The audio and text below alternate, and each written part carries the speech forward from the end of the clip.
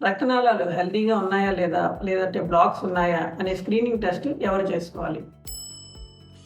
Heart patients కానీ, brain stroke వచ్చిన patients కానీ తప్పనిసరిగా కాళ్ళల్లో, చేతుల్లో, రక్తనాళాల్లో కూడా బ్లాక్స్ ఉన్నాయా లేదా అని చెక్ చేసుకోవాలి. రెండోది లాంగ్ స్టాండింగ్ డయాబెటిక్స్. 5 నుండి 10 సంవత్సరాల పాటు డయాబెటిక్ ట్రీట్మెంట్ తీసుకుంటున్న పేషెంట్స్ కూడా రక్తనాళాల్లో కాల్షియం ఏమన్నా పెరిగిపోయిందా, బ్లాక్స్ ఏమన్నా ఉన్నాయా అనేది చూసుకోవాలి. మూడోది ఫ్యామిలీ హిస్టరీ ఉన్నవాళ్ళు, ఇంతకుముందు వాళ్ళ తండ్రి గారు కానీ, తాతగారి జనరేషన్ లో కానీ ఎవరికన్నా బ్రెయిన్ స్ట్రోక్ కానీ, కాళ్ళు కానీ, చేతుల్లో కానీ రక్తనాళాలు బ్లాక్స్ ఉన్నాయి అని తెలిసిన వాళ్ళు చేయించుకోవాలి. నాలుగోది స్మోకర్స్. 10 నుంచి 20 సంవత్సరాల పాటు స్మోకింగ్ చేస్తూ 50 ఏళ్ళు పైబడిన వాళ్ళు ఈ స్క్రీనింగ్ టెస్ట్ చేసుకోవాలి.